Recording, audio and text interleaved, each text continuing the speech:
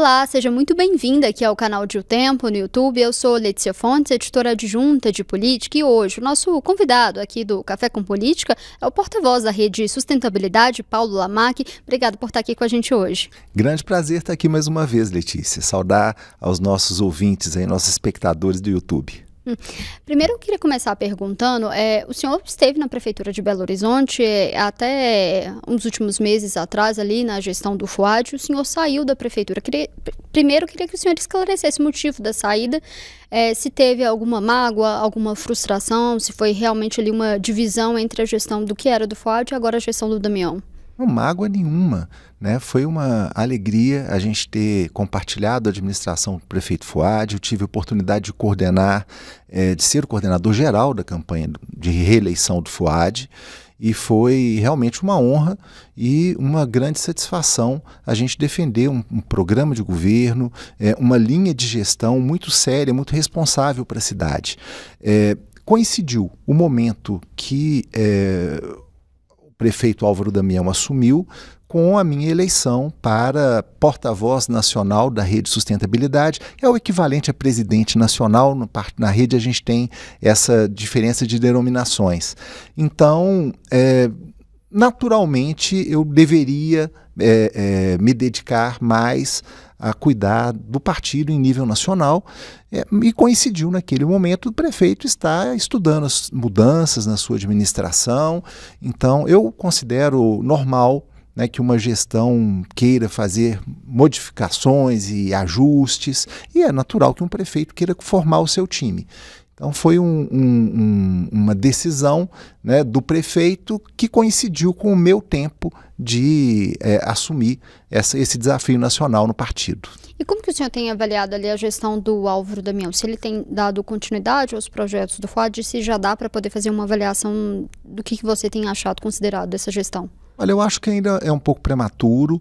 O prefeito Fuad deixou um volume imenso de obras encaminhadas e de planejamentos encaminhados. Então, a prefeitura foi transferida para o prefeito Álvaro Damião com um projeto muito bem organizado, muito bem estruturado, e os recursos para realizar esses projetos.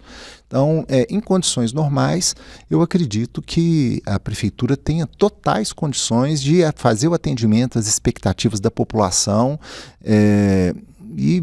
enfim, o prefeito naturalmente tem um estilo diferente, cada gestor tem um estilo diferente, mas as condições administrativas da Prefeitura de Belo Horizonte são muito favoráveis para que a gestão seja bem sucedida. O senhor mencionou ali que foi uma conjuntura de fatores a saída do senhor da Prefeitura de Belo Horizonte, ali uma mudança da gestão do prefeito e o senhor se dedicando mais à função dentro da rede. Mas em algum momento o senhor se sentiu ali subestimado, ali politicamente dentro desse grupo que atualmente faz parte ali da Prefeitura? Não, durante esse processo, inclusive de transição? De maneira nenhuma, inclusive o máximo que eu pude ajudando a equipe, que é um time que não tinha uma experiência anterior na gestão, no executivo, a compreender não apenas os desafios da gestão, mas mesmo o funcionamento da máquina administrativa da prefeitura, que é muito competente. Belo Horizonte tem uma das administrações mais redondas, mais funcionais do Brasil, então não é uma tarefa trivial. Mas, enquanto estive lá, tenho total tranquilidade de ter contribuído o máximo com a minha cidade. A gente, enquanto o prefeito Fuad Numan estava licenciado ali do cargo, cuidando, né, da saúde dele, saiu algumas notícias ali de que havia uma divisão dentro da Prefeitura de Belo Horizonte, do grupo do prefeito Fuad e do grupo do Álvaro Damião. Teve alguma interferência, alguma divisão, racha nesse sentido durante esse período ali de licença? Não. Aquilo era muito suave para a gente que estava atuando na prefeitura, muito como especulação. É natural, o prefeito Álvaro Damião tem uma equipe que veio com ele lá da Câmara Municipal, do mandato dele de vereador. E existiu um time formado dentro da Prefeitura de Belo Horizonte, o que não quer dizer que existia qualquer tipo de contradição ou de divergência, né? De fato, eu não percebi esse tipo de divergência e acho que é natural o prefeito fazer as mesclas que ele julgar adequadas entre a equipe dele, que veio da Câmara de Vereadores, e a equipe que estava ou que ainda está na Prefeitura de Belo Horizonte. O senhor falou que agora vai focar o trabalho na rede. Como que está sendo esse trabalho pensando em 2026? Qual que é a prioridade se a rede pretende ter uma candidatura própria, falando em Minas Gerais, o governo do estado?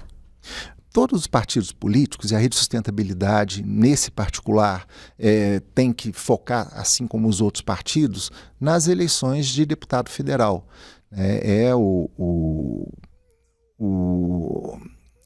O quesito mais observado pela cláusula de barreira, que é uma legislação federal que define quais os partidos terão acesso às prerrogativas, às plenas prerrogativas partidárias a partir de 2027.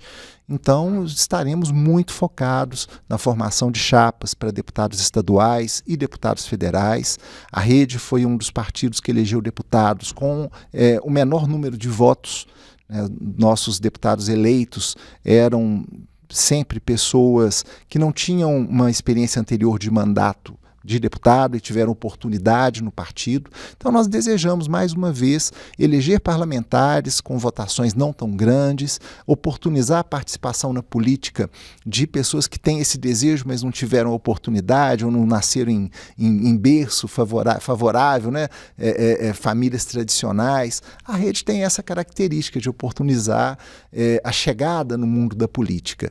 E vamos trabalhar nisso não apenas em Minas, mas em todo o Brasil. A nossa tarefa, né, e a meta do partido é triplicar a nossa bancada federal. Hoje temos apenas 2 deputados federais. Temos a intenção de terminar as eleições de 26 com 6 deputados federais, o que ainda nos mantém na condição de partido pequeno, mas nos coloca numa condição melhor do que a gente tem hoje. E em relação à Assembleia Legislativa, aqui pensando no Estado, assim, qual que é a meta do partido? A gente tem hoje a deputada Ana Paula Siqueira, ela permanece dentro do partido, porque muitos falam, inclusive, ali de uma rusga entre ela e o senhor até, se de fato isso realmente existe. A deputada Ana Paula é uma pessoa que a gente tem uma longa convivência. Ela trabalhou comigo aí desde os 15 anos de idade que a gente tem essa convivência e trabalhou na minha equipe, na minha assessoria, na Câmara, na Assembleia. Hoje é uma deputada atuante, já em segundo mandato, os 2 mandatos eleitos pela Rede Sustentabilidade. Temos o deputado Lucas Lasmar, que é uma revelação no cenário da Assembleia Legislativa, atuando aí na defesa do SUS. A nossa expectativa, a exemplo dos outros processos eleitorais que a rede disputou em Minas, é ampliar a presença da rede na Assembleia. Em 2018, nós elegemos a deputada Ana Paula, com uma votação de aproximadamente 22 mil votos. Né? Em 2022, nós reelegemos a deputada, teve um aumento de votação, e elegemos o deputado Lucas Lasmar, também no seu primeiro mandato de deputado. A nossa expectativa que a nossa federação, caso mantenhamos a federação com o PSOL, possa eleger mais do que os 3 parlamentares que a federação dispõe hoje.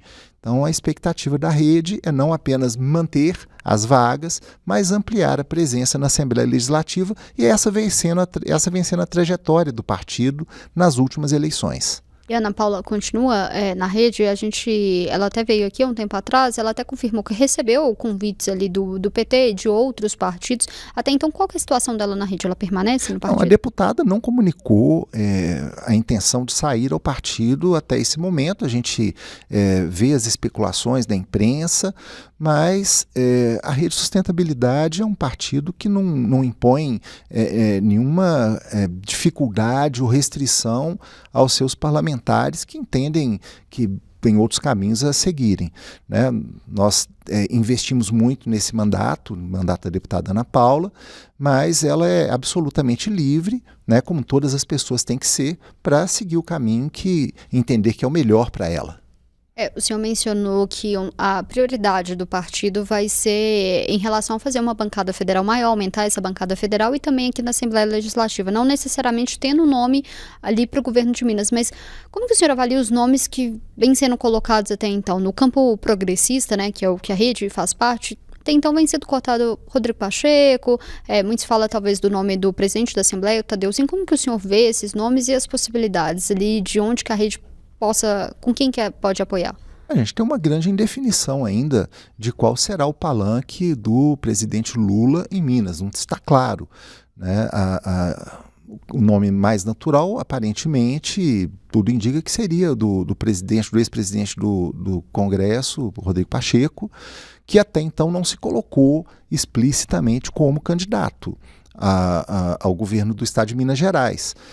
Eu acredito que um nome jovem como o nome do Tadeuzinho possa ser bem acolhido pela população, seria um desafio interessante, acho que um investimento interessante, e acredito que possam surgir outros nomes ainda, né, numa perspectiva de alternância do poder. Né, nós estamos aí já há 2 mandatos com essa gestão que tem feito algumas condições que aos olhos da rede são muito complexas, especialmente do ponto de vista ambiental, na forma como se relaciona com a mineração em especial. Então, nós desejamos que exista uma alternância de poder no estado de Minas Gerais e tem uma expectativa que possam surgir bons nomes para essa finalidade. Não necessariamente a rede estaria ali com um candidato que fosse apoiado ali pelo presidente Lula. Precisa saber quem que primeiro vai ser esse candidato, né? Nós temos que entender qual é o cenário antes de nos posicionarmos nele, né? A rede nunca foi um partido que se alinha com o PT a prioristicamente. Na verdade, a rede já disputou a presidência da República contra o PT. Né? Nós temos na rede não apenas a senadora Marina Silva, que foi candidata contra o Lula, mas a senadora Heloísa Helena, que também foi candidata contra o Lula. Então, é claro que hoje o cenário nacional aproxima a rede dessas forças progressistas, né, representadas pelo presidente Lula. No cenário nacional tudo indica que teremos uma aliança nesse sentido, mas em Minas Gerais ainda não está claro como que as construções serão feitas. E tem um nome que tem se colocado, né, ele já até se colocou como uma possibilidade, que é do ex-prefeito de Belo Horizonte, Alexandre Calil. O senhor foi vice dele. Como que o senhor vê esse nome? Se tem alguma perspectiva nesse sentido? Se o senhor acha que é possível se viabilizar? O Calil, ele sempre se colocou como o antipolítica, né? E nesse cenário de muita polarização, ele seria um candidato que não se alinharia nem com Bolsonaro e nem com Lula. Poderia ser uma terceira via. E a gente tem que considerar, o Calil hoje tem o maior recall. As pesquisas que vêm aparecendo mostram o Cleitinho e o Calil como os nomes mais lembrados para uma disputa ao governo do estado. E, para além disso, é uma pessoa que teve uma experiência muito bem sucedida na administração de Belo Horizonte e penso que seria um grande erro do mundo político desconsiderar a candidatura de Alexandre Calil. Ele falou que já tem um convite, né, de um partido que foi acertado ali com o Diretório Nacional. Teve alguma conversa de algum sentido da rede com o Calil? Olha, eu sou amigo do Calil, fui vice dele, a gente dialoga de maneira bem frequente e, veja bem, como eu te falei, a rede é um pequeno partido de grandes figuras. Né? Nós não descartamos de maneira nenhuma, né, a possibilidade de uma candidatura pela rede. Mas foi feito o convite a ele? O Calil seria muito bem-vindo, né, na rede, mas eu sei, exatamente porque tenho convivido com ele, que ele tem convites. E ele está avaliando os convites e as possibilidades que ele tem. Porque é natural, o mundo político enxerga a potencialidade dele, não apenas a rede. Né? Nós sabemos da nossa estrutura, do nosso pequeno tamanho, mas com certeza, para a rede de sustentabilidade, essa é uma hipótese que não pode ser descartada. O senhor mencionou o nome da ministra Marina Silva. Ela chegou, é uma das grandes figuras, né, do partido, da rede. Ela chegou a disputar a presidência. Ela poderia disputar a presidência novamente ali pela rede? Se tem alguma conversa nesse sentido? Não acredito que a rede vá apresentar candidaturas à presidência da República. No cenário atual, a maior tendência é a sequência desse arco de alianças que dão suporte ao governo atual. Essa é a tendência que não existe nenhuma proposta diferente dela na Rede Sustentabilidade hoje. E em que medida que o partido, na avaliação do senhor, tem conseguido ali renovar as lideranças, atrair novas lideranças, né? Se há um diálogo ali com outros movimentos ambientalistas ou de juventudes? Olha, a gente vem buscando ampliar e nesse mês de agosto mesmo, nós teremos aí no estado da Bahia um encontro importante com a juventude quilombola. Esse trabalho está sendo feito em todo o Brasil e eu acho que esse é um desafio não apenas da rede, mas é um desafio nacional do nosso país, de formarmos jovens motivados, comprometidos com esse território que é o nosso país, com o bom desenvolvimento e ter uma visão mais ampla da política. Acredito que esse é um dos grandes desafios que os partidos políticos precisam enfrentar e que nós temos que encarar em todos os segmentos. Não apenas quem está na vida política, quem está na vida pública, mas todos os brasileiros e brasileiras, porque renovar com qualidade essa representatividade política, isso é muito necessário para que a gente possa evoluir com qualidade no nosso país. Na avaliação do senhor, o que falta ali, voltando um pouco para Minas Gerais, para o campo progressista conseguir formar um grupo mais coeso para disputar ali ao governo de Minas, já que a esquerda ficou muito estigmatizada por conta do governo do Fernando Pimentel? Eu penso que a explicitação das candidaturas é um primeiro passo importante. Nesse momento, a gente ainda tem candidaturas muito timidamente colocadas ou cogitadas. Então, penso que os potenciais pré-candidatos que estão colocados, você citou alguns e acredito que possamos ter outros, precisam se colocar de uma maneira mais contundente, até porque os partidos mais à direita já estão apresentando seus candidatos e trabalhando de maneira muito vigorosa por eles. Então, a apresentação das candidaturas e o diálogo franco entre os partidos políticos é um caminho até para que nós possamos apresentar para a sociedade as possibilidades que a gente está construindo.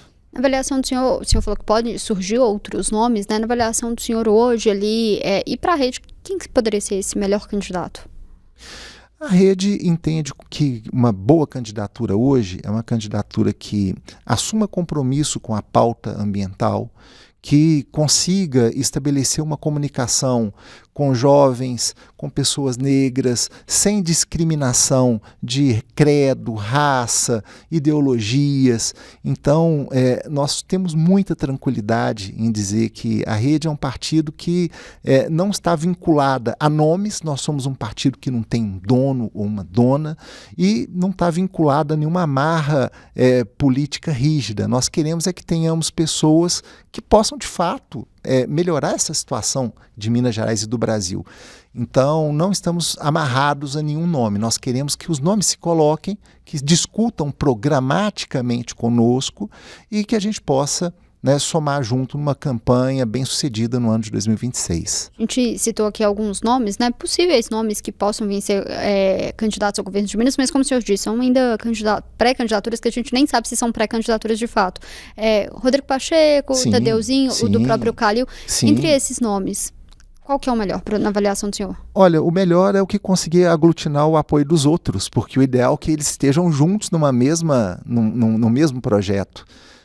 Representam os três a contradição com a atual administração, que eu não estou aqui para fazer juízo de valor, mas eu entendo que é preciso, é o momento da gente ter uma virada na gestão do Estado de Minas Gerais, e essas três pessoas que você citou são três das pessoas que devem estar alinhadas para possibilitar que essa mudança aconteça. Da rede, mas a provável da rede, tem mais alguma possibilidade da rede apoiar? Qual desses três nomes? Eu não sei qual dos três de fato estará, e o diálogo tem que ser feito inclusive com eles e com outros que eventualmente se coloquem. E digo isso porque nós não podemos desconsiderar que o ministro Alexandre Silveira é um nome que pode eventualmente ser lembrado e podemos inclusive ter outros. O ex-prefeito Patrus Ananias poderia ser um eventual nome. Então, é preciso que os partidos e os pré-candidatos se coloquem, se explicitem, que a gente possa sentar na mesa, discutir entre as forças políticas que desejam uma alternância de poder em Minas Gerais, para a gente poder também ter uma chapa robusta que contemple a disputa ao governo, ao vice-governador, aos senadores. Teremos 2 senadores em 2026. A Rede poderia disputar alguma vaga ali ao Senado? A Rede não abre mão de discutir nenhum cargo. Nós podemos ter cargo, ter candidato ao governo do Estado, a vice-governador, a senadora ou a senadora, assim como teremos chapas de deputado federal e deputado estadual, que são as nossas prioridades. Mas nós queremos construir um projeto para Minas Gerais, que é muito mais do que um projeto eleitoral, um projeto para o desenvolvimento de Minas Gerais. E como que está essa questão da federação? Hoje a Rede tem uma federação com o PSOL. Essa federação ela vai se manter para o próximo ano ou vai ter alguma mudança? Nós vivemos hoje uma das federações mais bem-sucedidas do Brasil, que é a Federação PSOL e Rede. Considerando as outras que foram formalizadas, nós estamos vivendo a primeira geração das federações. É um instituto muito recente, foi inaugurado em 2022, essas federações. Elas têm uma validade de 4 anos, então as primeiras federações estão vencendo agora. E a gente percebe por parte das outras federações, os partidos cogitando muito de sair, de trocar. A nossa federação foi muito bem sucedida e isso foi importante para nós e temos uma convivência muito positiva. Agora, o próximo cenário, os próximos 4 anos, nós estamos discutindo, assim como todos os outros partidos estão discutindo. Então, assim como PSB, PDT, o próprio PSOL recebeu recentemente o PCdoB para conversar sobre federação, nós estamos discutindo as possibilidades, mas a Federação PSOL-Rede é uma federação muito bem resolvida e não tem nenhum impedimento, a princípio, que dificulte a sua continuidade. Talvez acrescentar mais partidos nessa federação? A gente tem discutido com todos os partidos até para entender como que fica o cenário, que essa solução que foi muito positiva e que pode inclusive continuar sendo positiva, dependendo da conjuntura política, de como que os partidos vão se organizar no Brasil, pode até não ser a melhor solução. Então, é uma questão realmente de temporalidade. É prematuro a gente anunciar ou a gente antecipar agora, porque todos os partidos estão dialogando entre si. Federações estão sendo cogitadas, mas não necessariamente formalizadas, e a gente tem até o mês de abril de 2026 para formalizar essas federações, ou até o final do mês de março de 2026. Então, estamos dialogando, mas sim é uma possibilidade muito real da sequência da Federação PSOL e Rede. Só caminhando já para o final, o senhor falou muito dessa questão desse governo que está, o governo do Estado, que é o governador do Romeu Zema. Como que o senhor avalia o desempenho desse governo até então? Olha, em geral, eu prefiro não falar muito sobre coisas que eu não tenho muito de positivo para dizer.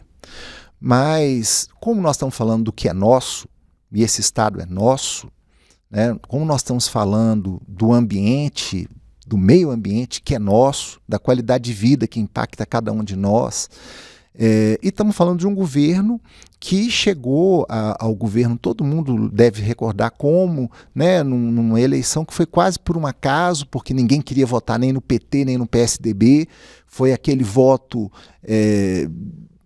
mesmo de protesto, e, enfim, um governo que passou um mandato e meio sem pagar a dívida ao governo federal, o endividamento do Estado aumentou violentamente, vergonhosamente, porque o atual governador surfou numa liminar que a gestão anterior, que ele tanto critica, conseguiu uma gestão para não pagar a dívida pública, e o governador passou 6 anos de mandato reclamando da vida, chorando, mas não estava de verdade honrando com os compromissos do Estado.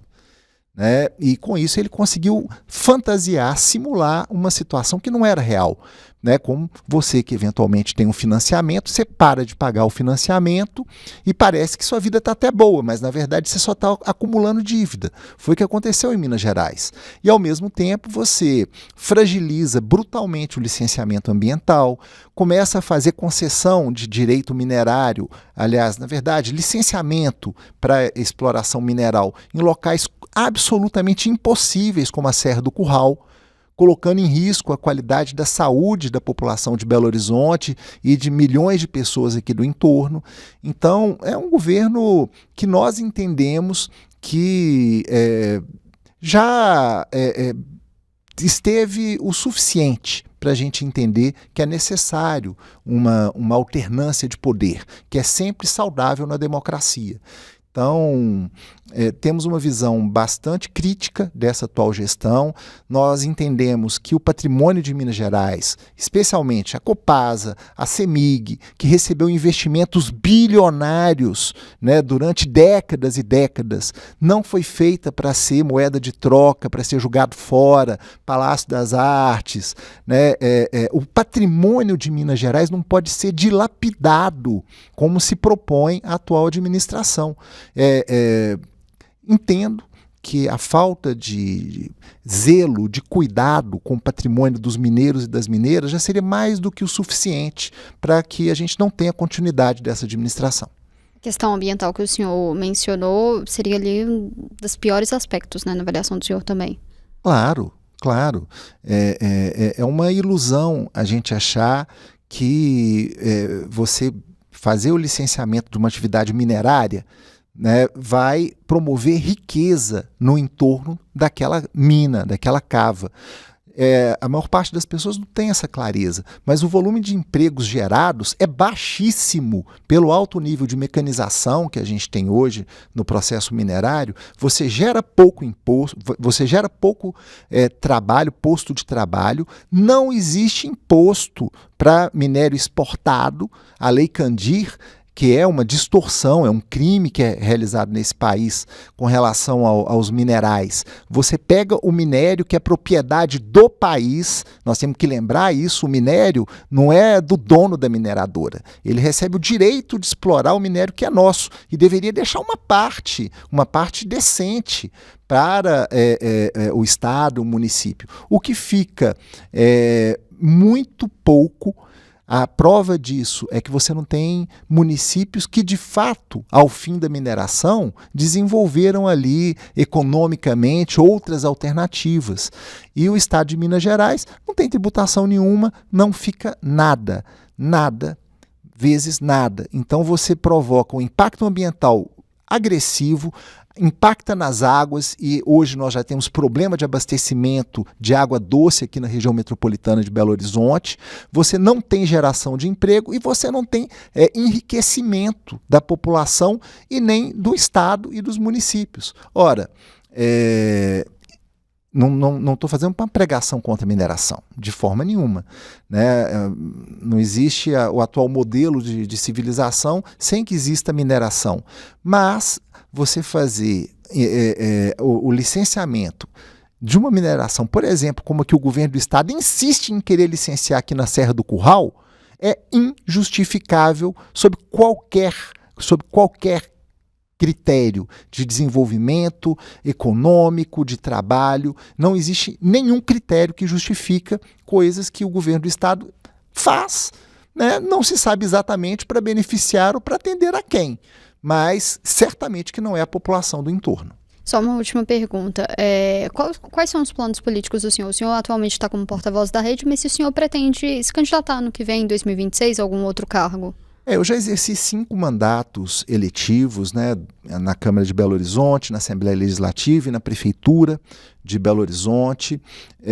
Tenho um comprometimento com a nossa população.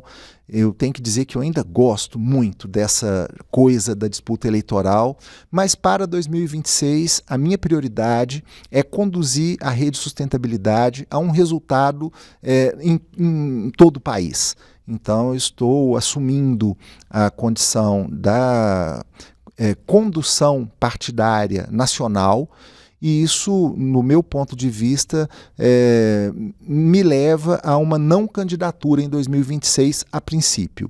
Então, estou me colocando realmente enquanto presidente ou dirigente nacional de um partido que entende que pode contribuir muito com o país. Eu desejo, de fato, contribuir, mas para a eleição do ano que vem, eu acho que a melhor contribuição que eu posso fazer é trabalhar pelo crescimento da rede de sustentabilidade, esse ainda pequeno partido, mas que tem figuras tão relevantes como Marina Silva, como Heloísa Helena, Túlio Gadelha, e já tivemos por aqui Randolfo Rodrigues, Alessandro Molon e tantas outras figuras que fazem diferença nesse país. Então, espero que a gente consiga oportunizar a chegada de pessoas que querem participar da política e, para 26, essa vai ser a minha tarefa. O que não quer dizer que eu não serei candidato nas próximas. E agradecer a presença do senhor aqui hoje, sempre muito bem-vindo, também voltar outras vezes. Alegria sempre, Letícia. Quero agradecer a você, a toda a equipe aqui do Tempo, da Rádio Super, e dizer a vocês que a contribuição que vocês dão aqui no Café com Política, ajudando a população a compreender melhor tudo isso que acontece em Belo Horizonte, em Minas, no país, isso é uma contribuição muito importante e fundamental para a verdadeira democracia brasileira. Agradeço aí a generosidade democrática e desejo sucesso sempre para vocês. A gente fica por aqui, mas você acompanha esses e outros conteúdos aqui no canal de O Tempo, no YouTube e também no portal otempo.com.br. Até mais!